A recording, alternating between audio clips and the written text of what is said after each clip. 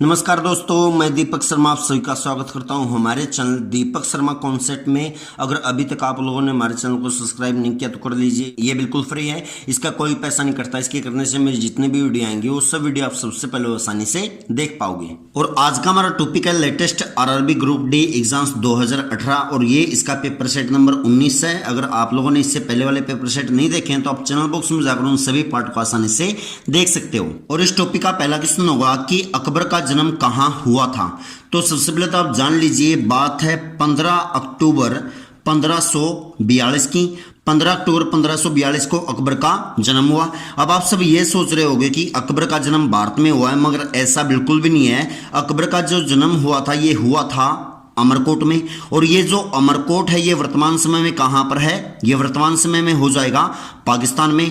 मगर जन्म के समय जो ये अमरकोट था वो कहां पर था? भारत में। अब आपको यहां पर कंफ्यूज कर सकता है कि अकबर का जन्म कहां पर हुआ। तो ऑप्शंस में आपको देशों के नाम मिलेंगे और देश में जो आपका आंसर होगा आंसर क्या होगा? पाकिस्तान, ना कि भारत है। अब सबसे पहले तो आप जान लीजिए कि जब अकबर का जन्म हुआ 15 अक्टूबर 1542 को, तो तब अकबर का नाम अकबर नहीं था। तो अकबर का जो वास्तविक नाम था ये वास्तविक नाम हो जाएगा जलाल। तो आपको इस चीज का भी ध्यान रखना है कि अकबर का जब जन्म हुआ तो इनका वास्तविक नाम क्या रखा गया था? जलाल। और 15 अक्टूबर 1542 के लगभग 13.5 साल के बाद अकबर राजा बन गए। और ये बात है लगभग 14 फरवरी 1556 ईस्वी की। 14 फरवरी 1556 ईस्वी को अकबर का राज्याभिषेक हुआ। अब बात यहां पर यह आती है कि 14 फरवरी 1556 को जब अकबर का राज्याभिषेक हुआ तो यह राज्याभिषेक कहां पर हुआ? तो ये एक जगह है जिसका नाम है कलानौर। और कलानौर वर्तमान समय में भारत में है और ये हो जाएगी पंजाब राज्य में। तो आपको इन दोनों चीजों का ध्यान रखना है कि अकबर का जन्म कहां पर हुआ? पाकिस्तान अमरकोट में। और इनका राज्याभिषेक कहां पर हुआ? पंजाब के कलानौर में। अब बात यहां पर यह आती है कि जो अकबर का ये नाम पड़ा है ये नाम कब पड़ा? देखिएगा, जब अकबर का राज्य अभिषेक हुआ और जब ये राजगद्दी पर बैठे तो राजगद्दी पर बैठने के समय इन्होंने एक उपाधि धारण की और ये उपाधि हो जाएगी, तो इस उपाधि का नाम होगा जलालुद्दीन मोहम्मद अकबर बादशाह गाजी। अब आपको इस बात का ध्यान रखना है कि अकबर का वास्तविक नाम क्या था? जलाल। और जलाल का जो अकबर नाम पड़ा है ये नाम कब पड़ा? 1556 ईस्वी में। और ये किस दौरान पड़ा? जब ये राजगद्दी पर बैठे या फिर इनका राज्याभिषेक हुआ। तो राज्याभिषेक के दौरान इन्होंने एक उपाधि की इस उपाधि का नाम होगा जलालुद्दीन मोहम्मद अकबर बादशाह गाजी। और यहीं से इनका नाम क्या पड़ा? अकबर। सेकंड क्वेश्चन देखिएगा, प्रकाश संश्लेषण में किसका ऑक्सीकरण होता है? तो प्रकाश संश्लेषण में जो ऑक्सीकरण होता है किसका होता है? जल का। अब सबसे पहले तो आपको यह पता होना चाहिए कि जो प्रकाश संश्लेषण है ये होता क्या है और ये कब होता है। देखिएगा, जब पौधे में 3 आवश्यक तत्व उपस्थित हों। और ये 3 आवश्यक तत्व कौन कौन से हो जाएंगे? इनमें सबसे पहला नाम आएगा जल का, और जल के साथ प्रकाश है, और प्रकाश के साथ साथ इसके अंदर कार्बन डाइऑक्साइड उपस्थित हो। तो इनकी उपस्थिति में कार्बोहाइड्रेट का निर्माण होता है। और जब जल, प्रकाश और कार्बन डाइऑक्साइड की उपस्थिति में जब कार्बोहाइड्रेट का निर्माण होगा तो इसी चीज को हम क्या बोलेंगे? प्रकाश संश्लेषण। देखिएगा, प्रकाश संश्लेषण होने के लिए मेनली 4 आवश्यक तत्व हैं। तो ये 4 आवश्यक तत्व होंगे जल, कार्बन डाइऑक्साइड, प्रकाश और क्लोरोफिल। तो आपको यहां पर पता होना चाहिए कि प्रकाश संश्लेषण होने के लिए 4 आवश्यक तत्व कौन कौन से हैं? जल, कार्बन डाइऑक्साइड, प्रकाश या फिर सूर्य का प्रकाश व क्लोरोफिल। देखिएगा, जो ये क्लोरोफिल होती है, क्लोरोफिल प्रकाश से मेनली 3 रंग ग्रहण करती है। अब ये 3 रंग कौन कौन से हैं? सबसे पहले इसमें नाम आता है लाल रंग का। लाल रंग के बाद आएगा नीला रंग और तीसरा अंतिम रंग हो जाएगा बैंगनी रंग। तो यहां पर सबसे पहले नाम किसका आया है? लाल का, दूसरा हो जाएगा नीला रंग और तीसरा हो जाएगा बैंगनी रंग।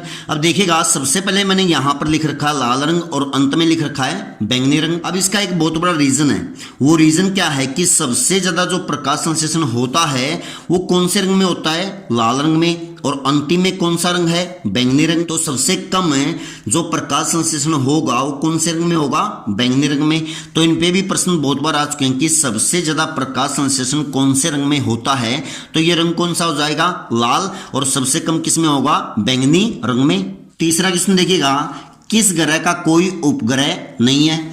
तो हमारे सौरमंडल में 2 ग्रह ऐसे हैं जिनका कोई भी सैटेलाइट या फिर कोई भी उपग्रह नहीं है, और ये ग्रह हो जाएंगे, सबसे पहले इसमें नाम आएगा बुध ग्रह का, और बुध ग्रह के साथ साथ शुक्र ग्रह ऐसा है जिसके कोई उपग्रह नहीं है। तो सौरमंडल में 2 ग्रह ऐसे हैं जिनका कोई भी उपग्रह नहीं है। अब आप सब जानते हैं कि सौरमंडल में 8 ग्रह हैं।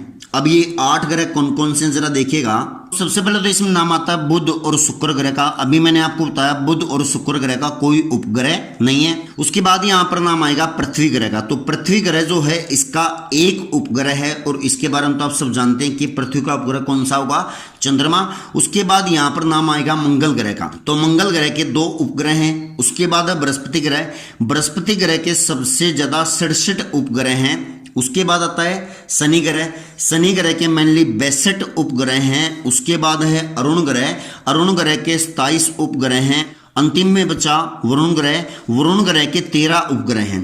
अब आपसे यहाँ पर 2-3 प्रश्न और पूछे जा सकते हैं कि सौरमंडल में सबसे ज्यादा उपग्रह कौन से ग्रह के हैं। तो ये कौन से ग्रह के हो जाएंगे, बृहस्पति व शनि ग्रह के। आपको इन दोनों का नाम याद रखना है कि बृहस्पति और शनि ग्रह के सबसे ज्यादा उपग्रह हैं। बृहस्पति के हो जाएंगे 67 और शनि के हो जाएंगे 62 उपग्रह। अब यहाँ पर आपसे एक प्रश्न और पूछा जा सकता है कि सौरमंडल में सबसे कम उपग्रह कौन से ग्रह के हैं। तो सबसे कम किसके हैं, पृथ्वी के। और ऐसे कौन से ग्रह हैं जिनका कोई उपग्रह नहीं है, तो ये कौन से हो जाएंगे, बुध और शुक्र। तो आपको इन तीनों बातों का ध्यान रखना अच्छी तरह से। चौथा क्वेश्चन देखिएगा, विज्ञान की वह शाखा जो जीवन और वातावरण के बीच संबंध बताती है, ये क्या कहलाती है। तो ये शाखा कहलाएगी पारिस्थितिकी, या फिर आप अगर इसको इंग्लिश में बोलना चाहो तो आप बोल सकते हो इकोलॉजी। तो विज्ञान की ऐसी कौन सी शाखा है जो जीवन और वातावरण के बीच संबंध बताती है, तो क्या हो जाएगी, पारिस्थितिकी या फिर इकोलॉजी। सबसे पहले बात है 1866 की। 1866 में एक वैज्ञानिक आए जिनका नाम था अर्नेस्ट हैकेल। तो सर्वप्रथम पारिस्थितिकी या फिर इकोलॉजी की जो खोज की गई, ये कब की गई, 1866 में, और किसके द्वारा की गई, अर्नेस्ट हैकेल के द्वारा। पांचवा क्वेश्चन देखिएगा, रानी लक्ष्मीबाई किस युद्ध में मारी गई थी। तो इस युद्ध का नाम होगा कालपी का युद्ध। तो रानी लक्ष्मीबाई किस युद्ध में मारी गई, कालपी के युद्ध में। सबसे पहले तो आप जान लीजिए, बात है 18 जून 1857 की, और ये बात होगी उत्तर प्रदेश राज्य की, क्योंकि वर्तमान समय में जो कालपी है कहाँ पर है, उत्तर प्रदेश राज्य में। और 1857 की क्रांति के दौरान 18 जून 1857 को उत्तर प्रदेश की कालपी में रानी लक्ष्मीबाई की मृत्यु हो गई थी। और इसके साथ साथ आपको यह भी पता होना चाहिए कि जो रानी लक्ष्मीबाई थी, इनका जन्म हुआ था 19 नवंबर 1828 को, क्योंकि इस पर ही प्रश्न एक बार रेलवे में पूछा गया है कि महारानी लक्ष्मीबाई का जन्म कब हुआ था। तो ये कब हुआ था, 19 नवंबर 1828 को। और जब इनका जन्म हुआ तो तब इनका नाम लक्ष्मीबाई नहीं था, बल्कि उस समय इनका नाम था मनु कर्णिका, क्योंकि इस पे ही प्रश्न कई बार पूछा जा चुका है कि महारानी लक्ष्मीबाई का वास्तविक नाम क्या था। तो इनका वास्तविक नाम क्या हो जाएगा, मनु कर्णिका। और इनका जन्म कब हुआ था, 19 नवंबर 1828 को, और इनकी मृत्यु हो गई थी 18 जून 1857 को। छठा क्वेश्चन देखिएगा, मुंह तक पानी से भरे गिलास के अंदर जब तैर रहे बर्फ का टुकड़ा पिघलता है तो क्या प्रभाव पड़ता है। तो इसमें आपको कुछ ज्यादा कुछ याद नहीं करना, बस इतना याद रखिएगा कि जो पानी का तल होगा वो अपरिवर्तित रहेगा। तो आपसे यहाँ पर ऐसे भी करके प्रश्न पूछा जा सकता है कि बर्फ के टुकड़े के पिघलने के बाद पानी पर क्या प्रभाव पड़ेगा। तो इसका जो तल है वो कैसा रहेगा, सेम टू सेम रहेगा, मतलब अपरिवर्तित रहेगा। सातवां क्वेश्चन देखिएगा, लोकसभा के प्रथम अध्यक्ष कौन थे। तो अभी हम यहाँ पर भारत के 4 प्रसिद्ध व्यक्तियों के बारे में बात करने वाले हैं, और ये 4 प्रसिद्ध व्यक्ति कौन कौन से जरा देखिएगा। तो सबसे पहले तो बात है लगभग 1952 की। 1952 में जो प्रथम लोकसभा बनी थी उसके प्रथम अध्यक्ष कौन थे, जीवी मावलंकर। अब जीवी मावलंकर को लोकसभा का प्रथम अध्यक्ष बनने का गौरव प्राप्त है, और इसी वजह से जीवी मावलंकर को लोकसभा का जनक कहा जाता है। यह प्रश्न भी कई बार पूछा जा चुका है कि लोकसभा का जनक किसको कहा जाता है, तो हम किसको बोलेंगे, जीवी मावलंकर, या फिर आप इनका पूरा नाम भी बोल सकते हैं। उनका पूरा नाम हो जाएगा गणेश वासुदेव मावलंकर। उनके बाद इनका नाम आता है अनंत सेनम अयंगर। तो अनंत सेनम अयंगर जो थे वो लोकसभा के प्रथम उपाध्यक्ष थे। तो लोकसभा का प्रथम उपाध्यक्ष कौन होगा, अनंत सेनम अयंगर, और लोकसभा का प्रथम अध्यक्ष कौन होगा, जीवी मावलंकर। अब इनके साथ साथ आपको यह भी पता होना चाहिए कि वर्तमान में जो लोकसभा का अध्यक्ष है और उपाध्यक्ष है उनके नाम क्या हैं। तो वर्तमान में जो लोकसभा का अध्यक्ष होगा इनका नाम क्या है, सुमित्रा महाजन। अब वर्तमान में लोकसभा की अध्यक्ष तो कौन होगी, सुमित्रा महाजन। अगर मैं यहां पर बात करूं कि वर्तमान में लोकसभा का उपाध्यक्ष कौन है, तो वर्तमान में लोकसभा के उपाध्यक्ष हो जाएंगे एम थुरुम्बई। तो आपको इन चारों व्यक्तियों के बारे में अच्छी तरह से पता होना चाहिए। 8वां क्वेश्चन देखिएगा, जब कोई वस्तु चंद्रमा से पृथ्वी पर स्थानांतरित की जाए तो उस पर क्या प्रभाव पड़ेगा। देखिएगा, अगर कोई भी वस्तु चंद्रमा से पृथ्वी पर आती है तो उसका जो वजन होगा वो वजन हमेशा बढ़ेगा। अब वजन हमेशा क्यों बढ़ेगा, इसका एक बहुत बड़ा रीजन है। अब ये रीजन क्या हुआ जरा देखिएगा, जो चंद्रमा का व्यास है वो पृथ्वी के व्यास का लगभग 1/81 है। तो चंद्रमा से पृथ्वी पर आने पर किसी भी वस्तु का वजन बढ़ता है। तो इसका रीजन क्या होगा कि जो चंद्रमा का व्यास है वो पृथ्वी के व्यास का लगभग 1/81 है। अब इसके साथ साथ आपको यहां पर दो बातों का और ध्यान रखना है। अब ये दो बातें कौन कौन सी जरा देखिएगा। अब आप सब जानते हैं कि जो चंद्रमा है वो पृथ्वी की परिक्रमा करता है। अब आपको यहां पर यह भी पता होना चाहिए कि जो चंद्रमा है वो पृथ्वी की परिक्रमा करता है। तो पृथ्वी की परिक्रमा कितने समय में करता है, पृथ्वी की परिक्रमा करने में चंद्रमा लगभग 27 दिन व 8 घंटे का समय लेता है। तो चंद्रमा पृथ्वी की परिक्रमा कितने समय में करेगा, 27 दिन व 8 घंटे में। और आप लोग हर दिन नोटिस करते हो कि जब हम पृथ्वी से चंद्रमा को देखते हैं तो चंद्रमा का पूरा हिस्सा दिखाई नहीं देता। अब बात यहां पर यह आती है कि जब हम चंद्रमा को पृथ्वी से देखते हैं तो उसका कितना हिस्सा दिखाई देता है, तो लगभग चंद्रमा का 57% हिस्सा ऐसा है जो हम पृथ्वी से देख सकते हैं। अब आपको यहां पर वो पजल कर भी सकता है। वो पजल कैसे करेगा कि चंद्रमा का ऐसा कितना हिस्सा है जिसको हम पृथ्वी से नहीं देख सकते, तो ये हिस्सा हो जाएगा लगभग 43%। तो आपको यहां पर दोनों चीजों का ध्यान रखना है कि पृथ्वी से हम चंद्रमा का कितना हिस्सा देख सकते हैं। देख सकते हैं 57% और नहीं देख सकते लगभग 43%। 9वां क्वेश्चन देखिएगा, भारत का प्रथम नाभिकीय ऊर्जा संयंत्र कहां स्थापित किया। तो सबसे पहले बात है 1969 की, और 1969 की ये बात है भारत के महाराष्ट्र राज्य की। महाराष्ट्र राज्य में एक बहुत बड़ा शहर है जिसका नाम क्या है, तारापुर। तो तारापुर में भारत का प्रथम नाभिकीय ऊर्जा संयंत्र स्थापित किया था। और यह भारत का प्रथम नाभिकीय ऊर्जा संयंत्र कौन से राज्य में स्थापित किया गया, आपसे यहां पर राज्य का नाम भी पूछ सकता है। तो राज्य का नाम क्या होगा, महाराष्ट्र राज्य। और महाराष्ट्र में प्रॉपर जगह कौन सी है, तारापुर। और तारापुर नाभिकीय ऊर्जा संयंत्र की स्थापना कब की गई, 1969 में। अब ये जो तारापुर नाभिकीय ऊर्जा संयंत्र है ये भारत का सबसे बड़ा नाभिकीय ऊर्जा संयंत्र है। तो तारापुर नाभिकीय ऊर्जा संयंत्र भारत का प्रथम नाभिकीय ऊर्जा संयंत्र तो है ही, और साथ ही साथ भारत का सबसे बड़ा नाभिकीय ऊर्जा संयंत्र भी है। और एक बार प्रश्न पूछा गया था कि वर्तमान समय में भारत में कुल नाभिकीय ऊर्जा संयंत्र कितने हैं। तो वर्तमान समय में जो भारत में नाभिकीय ऊर्जा संयंत्र होंगे इनकी संख्या हो जाएगी 22।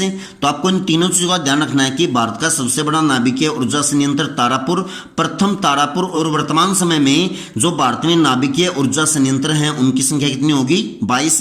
अगर आप इसको इंग्लिश में बोलना चाहो तो आप बोल सकते हो भारत में न्यूक्लियर पावर प्लांटों की संख्या कितनी है। तो आपका आंसर क्या होगा, 22। 10वां क्वेश्चन देखिएगा, भूकंप तरंग किस उपकरण से मापी जाती है।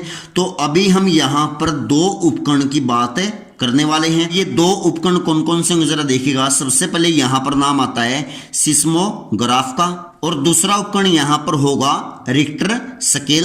तो दोनों जो उपकरण हैं सिस्मोग्राफ व रिक्टर स्केल, इन दोनों का संबंध किससे है, भूकंप से। अब इनका संबंध भूकंप से कैसे जरा देखिएगा। सबसे पहले अगर हमें भूकंप का पता लगाना है तो भूकंप का पता लगाने के लिए कौन से उपकरण का प्रयोग किया जाता है, सिस्मोग्राफ का। अब बचा कौन सा, रिक्टर स्केल। अगर हमें भूकंप की तीव्रता का पता करना है तो भूकंप की तीव्रता का पता करने के लिए हम कौन से उपकरण का प्रयोग करेंगे, रिक्टर स्केल का। तो आपको यहां पर दोनों बातों का ध्यान रखना है कि सिस्मोग्राफ का यूज होता है भूकंप का पता लगाने के लिए, और रिक्टर स्केल का प्रयोग होता है भूकंप की तीव्रता मापने के लिए। 11वां क्वेश्चन देखिएगा, भागीरथी और अलकनंदा कहां आकर मिलती हैं। तो ये जगह हो जाएगी देवप्रयाग। और साथ के साथ आपको ये भी पता होना चाहिए कि जो देवप्रयाग है वो भारत के किस राज्य में है, तो ये उत्तराखंड राज्य में है। तो आपसे यहाँ पर राज्य का नाम भी पूछा जा सकता है कि देवप्रयाग भारत के कौन से राज्य में, ये राज्य कौन सा हो जाएगा, उत्तराखंड राज्य। और आपको मैं यहाँ पर बता दूं कि भागीरथी और अलकनंदा जब देवप्रयाग में मिलती हैं तो इन दोनों नदियों का यहाँ पर एक नया नाम पड़ता है और ये नया नाम हो जाएगा गंगा नदी। तो आपसे यहाँ पर यह भी पूछा जा सकता है कि गंगा नदी अपना नाम कहाँ प्राप्त करती है, तो कहाँ पर प्राप्त करेगी, देवप्रयाग में। या फिर आपसे यहाँ पर यह भी पूछा जा सकता है कि गंगा नदी कौन सी नदियों का संगम है, तो कौन सी नदी होंगी, भागीरथी और अलकनंदा नदी। और साथ के साथ आपको यहाँ पर यह भी बताना चाहिए कि वर्तमान समय में भारत में प्रयाग हैं। अब ये प्रयाग कौन कौन से जरा देखिएगा वर्तमान समय में भारत में 4 प्रयाग हैं। अब ये 4 प्रयाग कौन कौन से हैं, सबसे पहले तो इसमें नाम आया देव प्रयाग का जो भागीरथी और अलकनंदा नदियों का संगम है। उसके बाद यहाँ पर नाम आता है रुद्रप्रयाग का। अब ये जो रुद्रप्रयाग है ये भी 2 नदियों का संगम है। ये 2 नदी हो जाएंगी मंदाकिनी नदी व अलकनंदा नदी। तो आपसे यहाँ पर यह भी प्रश्न पूछा जा सकता है कि रुद्रप्रयाग कौन सी नदियों का संगम है, तो ये कौन सी नदियों का संगम होगा, मंदाकिनी व अलकनंदा का। उसके बाद यहाँ पर नाम आता है कर्णप्रयाग का। तो कर्णप्रयाग भी 2 नदियों का संगम है। ये 2 नदियां हो जाएंगी पिंडार व अलकनंदा नदी। तो पिंडार व अलकनंदा नदियों का संगम कौन सा प्रयाग है, कौन सा प्रयाग होगा, कर्णप्रयाग। उसके बाद अंतिम यहाँ पर प्रयाग बचा है विष्णु प्रयाग। अब ये विष्णु प्रयाग जो है ये 2 नदियों का संगम है और ये 2 नदी हो जाएंगी धौली गंगा व अलकनंदा नदी। और एक बार प्रश्न पूछा गया था कि भागीरथी और अलकनंदा नदी कहाँ से निकलती हैं, तो सबसे पहले हम बात करेंगे भागीरथी नदी की। तो भागीरथी नदी जो है ये निकलती है गंगोत्री से। तो गंगोत्री से निकलने वाली नदी कौन सी होगी, भागीरथी नदी। उसके बाद बचा कौन सा, अलकनंदा नदी। तो अलकनंदा नदी जो है ये निकलती है बद्रीनाथ से। तो आपको यहाँ पर दोनों बातों को अच्छी तरह से पता होना चाहिए। बद्रीनाथ से कौन सी नदी निकलती है, अलकनंदा। और गंगोत्री से निकलती है भागीरथी। और भारत में कितने प्रयाग हैं, 4 प्रयाग। कौन कौन से, देवप्रयाग, रुद्रप्रयाग, कर्णप्रयाग और विष्णु प्रयाग। 12वां क्वेश्चन देखिएगा, एक वस्तु का वजन सबसे कम कहां रखने से होगा। अब इसके बारे में आपको कुछ ज्यादा याद नहीं करना, बस इतना याद रखिएगा कि किसी भी वस्तु का जो सबसे कम वजन होगा ये कहां पर होगा, पृथ्वी के केंद्र पर। तो पृथ्वी पर वस्तु का सबसे कम वजन कहां पर होगा, पृथ्वी के केंद्र पर या फिर पृथ्वी के सेंटर पर। 13वां क्वेश्चन देखिएगा, किस मिट्टी में कार्बनिक पदार्थ की अधिकता होती है। तो ये मिट्टी हो जाएगी जलोढ़ मिट्टी। तो भारत में जलोढ़ मिट्टी में सबसे ज्यादा कार्बनिक पदार्थों की मात्रा पाई जाती है। अब बात यहाँ पर यह आती है कि जलोढ़ मिट्टी में सबसे ज्यादा कार्बनिक पदार्थ क्यों पाए जाते हैं। अब ये जो जलोढ़ मिट्टी है इसका निर्माण हुआ है नदियों के द्वारा। तो मुख्य रूप से नदियों के द्वारा बनाई गई मिट्टी कौन सी हो जाएगी, जलोढ़ मिट्टी। और ये जो जलोढ़ मिट्टी है ये भारत में सबसे ज्यादा पाई जाने वाली मिट्टी है। भारत के लगभग 40% भाग पर जलोढ़ मिट्टी का विस्तार पाया जाता है। ये प्रश्न बहुत बार पूछा जा चुका है कि भारत में सबसे ज्यादा कौन सी मिट्टी पाई जाती है। तो ये मिट्टी कौन सी हो जाएगी, जलोढ़ मिट्टी। और ये भारत के कितने क्षेत्र पर पाई जाती है, 40% क्षेत्र या फिर 40% भाग पर। और ये जो जलोढ़ मिट्टी है इसका विस्तार मुख्य रूप से भारत के उत्तरी क्षेत्र में है। तो आपको यहाँ पर इस बात का ध्यान रखना है कि जलोढ़ मिट्टी भारत में मुख्य रूप से कौन से क्षेत्र में पाई जाती है, उत्तर भारत में। और ये जो जलोढ़ मिट्टी है इस मिट्टी को मैं यहाँ पर 2 पार्ट में डिवाइड कर सकता हूं।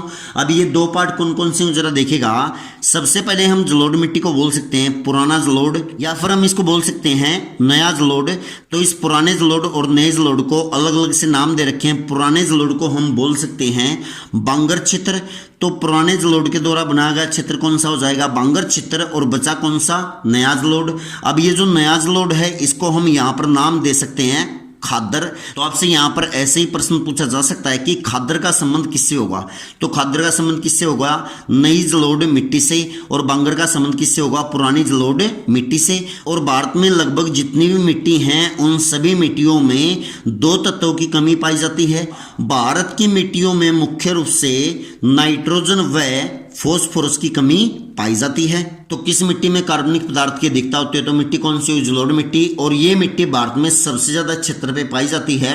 और साथ के साथ आपको इस बात का ध्यान रखना है कि मुख्य रूप से जलोढ़ मिट्टी के द्वारा कौन से क्षेत्र का निर्माण हुआ है। तो ये क्षेत्र कौन सा हो जाएगा, उत्तर भारत है। 14वां क्वेश्चन देखिएगा, एक पीढ़ी से दूसरी पीढ़ी में आनुवंशिक सूचना का स्थानांतरण कौन करता है। तो ये स्थानांतरण करता है डीएनए। और डीएनए का पूरा नाम हो जाएगा डीऑक्सोराइबोन्यूक्लिक एसिड। तो डीएनए की फुल फॉर्म या फिर डीएनए का पूरा नाम क्या होगा? डीऑक्सोराइबोन्यूक्लिक एसिड। तो सबसे पहले तो आपको ये पता होना चाहिए कि डीएनए होता क्या है। अब आप सब जानते हैं कि मानव शरीर में जितनी भी जीवित कोशिकाएं होती हैं, अब इन सभी जीवित कोशिकाओं में एक तत्व पाया जाता है और ये तत्व हो जाएगा क्रोमोसोम, या फिर आप इसको बोल सकते हो गुणसूत्र। और हमारी जीवित कोशिकाओं में जो क्रोमोसोम के रूप में रहता है, ये क्रोमोसोम के रूप में कौन रहता है? डीएनए या फिर डीऑक्सोराइबोन्यूक्लिक एसिड। अब डीएनए के साथ साथ हमारी बॉडी में आरएनए पाया जाता है। आरएनए को हम बोल सकते हैं राइबोन्यूक्लिक एसिड। अब ये जो आरएनए है ये काम करता है डीएनए के अनुसार। अब ये डीएनए के कहने पर हमारी बॉडी में प्रोटीन का निर्माण करता है। तो आपको इस बात का ध्यान रखना है कि हमारी बॉडी में आरएनए किसके कहने पर प्रोटीन का निर्माण करता है? तो किसके कहने पर करेगा? डीएनए के कहने पर। अब ये बात है लगभग 1953 की। 1953 में दो वैज्ञानिक आए। इन दो वैज्ञानिकों का नाम हो जाएगा वाटसन एवं क्रिक। सर्वप्रथम जो डीएनए खोज की गई थी वो कब की गई थी? 1953 में। और ये किसके द्वारा की गई? वाटसन एवं क्रिक के द्वारा। और पूरी दुनिया में 25 अप्रैल को इंटरनेशनल डीएनए डे मनाया जाता है। तो ये प्रश्न अभी तक तो नहीं पूछा गया, मगर इन फ्यूचर आपसे पूछ सकता है कि अंतरराष्ट्रीय डीएनए दिवस कब मनाया जाता है। तो आपका आंसर क्या होगा? 25 अप्रैल। 15वां क्वेश्चन देखिएगा, पृथ्वी की त्रिज्या सबसे पहले किसने मापी? तो सबसे पहले तो आप जान लीजिए, यहाँ पर अभी हम बात करने वाले हैं दुनिया के प्रसिद्ध 4 व्यक्तियों के बारे में। अब ये 4 व्यक्ति कौन कौन से जरा देखेगा। सबसे पहले इसमें नाम आता है इरेटोस्थनीज का। अब इरेटोस्थनीज ने 2 प्रसिद्ध खोज की। अब ये 2 खोज कौन कौन सी की जरा देखेगा। सबसे पहले तो जो पृथ्वी की त्रिज्या मापने का श्रेय जाता है ये किनको जाता है? इरेटोस्थनीज को। और इसके साथ साथ इरेटोस्थनीज ने सर्वप्रथम ज्योग्राफी शब्द की खोज की।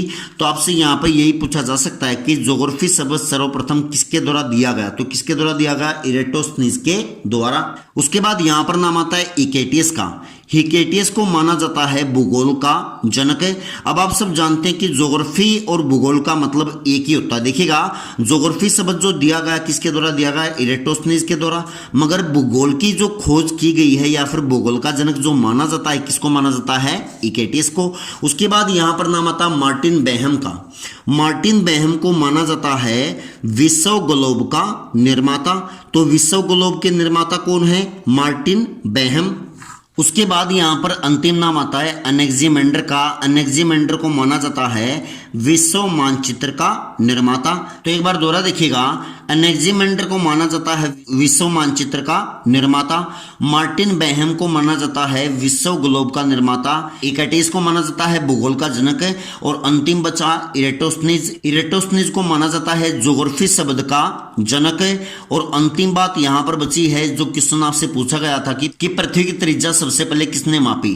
तो पृथ्वी की त्रिज्या जो मापी गई थी, या फिर आप इसको बोल सकते हो रेडियस है। तो पृथ्वी की रेडियस जो सर्वप्रथम मापी गई थी वो किसके द्वारा मापी गई थी? इरेटोस्थनीज के द्वारा।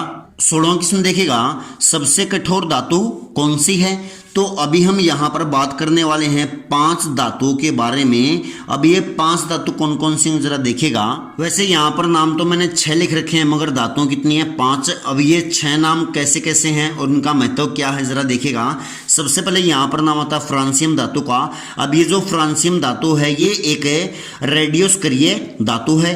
तो ऐसी कौन सी धातु है जो रेडियोस्क्रियता की अवस्था में पाई जाती है? तो कौन सी हो जाएगी? फ्रांसियम धातु। उसके बाद यहाँ पर नाम आता है पैलेडियम धातु का। अब बहुत सारे लोग ये सोचते हैं कि वायुयान के निर्माण में लोहे व एल्यूमिनियम का प्रयोग होता है, मगर ये बात बिल्कुल गलत है। वायुयान के निर्माण में जिस धातु का प्रयोग होता है ये धातु कौन सी हो जाएगी? पैलेडियम।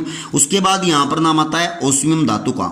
अब ये जो ओस्मियम धातु है ये पृथ्वी पर पाई जाने वाली सबसे भारी धातु है। तो सबसे भारी धातु कौन सी हो जाएगी? ओस्मियम धातु। उसके बाद यहाँ पर नाम आता है लिथियम धातु का। अब ये जो लिथियम धातु है ये पृथ्वी पर पाई जाने वाली सबसे हल्की धातु है। अब यहाँ पर नाम आता है प्लेटिनम और हीरे का। तो अभी हम यहाँ पर एक साथ बात करने वाले हैं। जरा देखिएगा, प्लेटिनम और हीरा जो हैं ये दुनिया की सबसे कठोर हैं। अब ये कैसे कैसे जरा देखिएगा, पृथ्वी पर पाई जाने वाली सबसे कठोर धातु कौन सी हो जाएगी?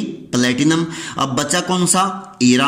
अब बहुत सारे लोग ये सोचते हैं कि हीरा एक धातु है। अगर हम बोलते हैं कि हीरा एक धातु है तो ये बात बिल्कुल गलत होगी। देखिएगा, ये पृथ्वी पर पाया जाने वाला सबसे कठोर तत्व है। तो सबसे कठोर तत्व कौन सा हो जाएगा? हीरा। और सबसे कठोर धातु कौन सी हो जाएगी? प्लेटिनम। 17वां क्वेश्चन देखिएगा, प्लासी के युद्ध के समय बंगाल का नवाब कौन था? तो अभी हम यहां पर बात करने वाले हैं दो प्रसिद्ध युद्धों के ऊपर। अब ये दो प्रसिद्ध युद्ध कौन कौन से हैं? सबसे पहले इसमें नाम आता है प्लासी के युद्ध का, और दूसरा युद्ध यहां पर हो जाएगा बक्सर का युद्ध। अब ये जो प्लासी का युद्ध और बक्सर का युद्ध है, इन दोनों युद्धों का संबंध किससे है? बंगाल से। सबसे पहले तो आप जान लीजिए, बात है 23 जून 1757 की। तो जो प्लासी का युद्ध हुआ था, ये कब हुआ था? 23 जून 1757 को। और ये युद्ध हुआ था बंगाल व ईस्ट इंडिया कंपनी के बीच में। मैं शॉर्ट फॉर्म में लिख रहा हूं, मेरा पूरा लिखेगा। अब ये जो प्लासी का युद्ध था, ये कब हुआ? 23 जून 1757 को। किसके बीच? बंगाल व ईस्ट इंडिया कंपनी के बीच में। अब बंगाल की तरफ से जो बंगाल का नवाब था, ये बंगाल के नवाब थे सिराजुद्दौला। तो प्लासी के युद्ध में बंगाल का नवाब कौन हो जाएगा? सिराजुद्दौला। अब बची कौन सी? ईस्ट इंडिया कंपनी या फिर अंग्रेज। ईस्ट इंडिया कंपनी की तरफ से जो अंग्रेजों का सेनापति था, इसका नाम क्या हो जाएगा? Robert Clive. और प्लासी का युद्ध जो जीता गया था, किसके द्वारा जीता गया था? ईस्ट इंडिया कंपनी के द्वारा। और एक बार प्रश्न पूछा गया था कि प्लासी के युद्ध में अंग्रेजों का सेनापति या फिर ईस्ट इंडिया कंपनी का नेतृत्व किसके द्वारा किया गया? तो किसके द्वारा किया गया? रॉबर्ट क्लाइव के द्वारा। और यहां पर आपसे प्रश्न पूछा गया कि प्लासी के युद्ध के समय बंगाल का नवाब कौन था? तो ये बंगाल के नवाब कौन हो जाएंगे? सिराजुद्दौला। अब इसके बाद आएगा बक्सर का युद्ध। अब ये बात है लगभग 22 अक्टूबर 1764 की। जो बक्सर का युद्ध लड़ा गया है, कब लड़ा गया? 22 अक्टूबर 1764 को। और ये युद्ध भी किसके बीच हुआ था? बंगाल व ईस्ट इंडिया कंपनी के बीच में। अब बंगाल की तरफ से मुख्य रूप से 3 शासकों ने बक्सर के युद्ध में भाग लिया। अब ये 3 शासक कौन कौन से थे, जरा देखिएगा। सबसे पहले इनमें शासक का नाम आएगा मीर कासिम। अब ये जो मीर कासिम थे, बक्सर के युद्ध में बंगाल के नवाब थे। उसके बाद यहाँ पर नाम आता है सुजाउद्दौला का। तो अब ये जो सुजाउद्दौला थे, ये अवध के नवाब थे। अब आपसे यहाँ पर ऐसे करके प्रश्न पूछा जा सकता है कि बक्सर के युद्ध में भाग लेने वाले अवध के नवाब कौन थे? सुजाउद्दौला। अब बच्चों को सिराजुद्दौला और सुजाउद्दौला में कंफ्यूजन रहता देखिएगा। जो सुजाउद्दौला थे, ये कौन थे? बक्सर के युद्ध में भाग लेने वाले अवध के नवाब। और सिराजुद्दौला कौन थे? प्लासी के युद्ध में बंगाल के नवाब। अब बचे कौन से? शाह आलम द्वितीय। अब ये जो शाह आलम द्वितीय थे, ये मुगल शासक थे। अब ऐसा कौन सा मुगल शासक है जिन्होंने बक्सर के युद्ध में भाग लिया? तो ये कौन हो जाएंगे? शाह आलम द्वितीय। या फिर आप यहाँ पर बोल सकते हो कि दिल्ली का ऐसा कौन सा नवाब था जिन्होंने बक्सर के युद्ध में भाग लिया?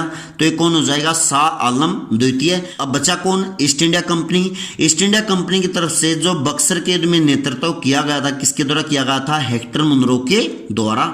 तो आपको अच्छी तरह से इन दोनों युद्धों के बारे में पता होना चाहिए कि बंगाल की तरफ से कौन था और ईस्ट इंडिया कंपनी की तरफ से कौन था। और प्लासी का युद्ध और बक्सर का युद्ध, ये दोनों युद्ध जीते गए ईस्ट इंडिया कंपनी के द्वारा। बहुत सारे लोग ये भी सोचते हैं कि प्लासी और बक्सर जो हैं, ये दोनों के दोनों पश्चिम बंगाल में हैं। अगर हम ऐसा बोलते हैं तो ये बात बिल्कुल हमारी गलत होगी। अब ये गलत कैसे होगी, जरा देखिएगा। जो प्लासी है, ये वर्तमान समय में कहां पर है? पश्चिम बंगाल में। मगर जो बक्सर है, ये पश्चिम बंगाल में न होकर बल्कि कहां पर है? बिहार राज्य में। तो आपको इन दोनों बातों का ध्यान रखना है कि प्लासी वर्तमान समय में कहां पर होगा? पश्चिम बंगाल में। और बक्सर कहां पर होगा? बिहार में। 18वां क्वेश्चन देखिएगा, गति के नियमों की खोज किसने की? तो सबसे पहले तो आप जान लीजिए, बात है लगभग 5 जुलाई 1687 की। 5 जुलाई 1687 को न्यूटन के द्वारा एक पुस्तक लिखी गई और इस पुस्तक का नाम था प्रिंसिपिया पुस्तक। जब न्यूटन के द्वारा प्रिंसिपिया नामक पुस्तक लिखी गई, तो इस पुस्तक में न्यूटन ने 2 चीजों की जानकारी दी। अब ये 2 चीज कौन कौन से दी? सबसे पहले इसमें नाम आता है ग्रेविटेशनल फोर्स का। तो आपको यहाँ पे ये भी पता होना चाहिए कि जो ग्रेविटेशनल या फिर गुरुत्वाकर्षण बल दिया गया था, ये किसके द्वारा दिया गया था? न्यूटन के द्वारा। और ग्रेविटेशनल फोर्स के बारे में जो जानकारी दी गई, कहां पर दी गई? प्रिंसिपिया नामक पुस्तक में। अब ग्रेविटेशनल फोर्स के साथ साथ न्यूटन ने एक खोज और की, और ये खोज हो जाएगी गति के नियम या फिर लॉ ऑफ मोशन। तो गति के नियम या फिर लॉ ऑफ मोशन किसके द्वारा दिए गए? न्यूटन के द्वारा।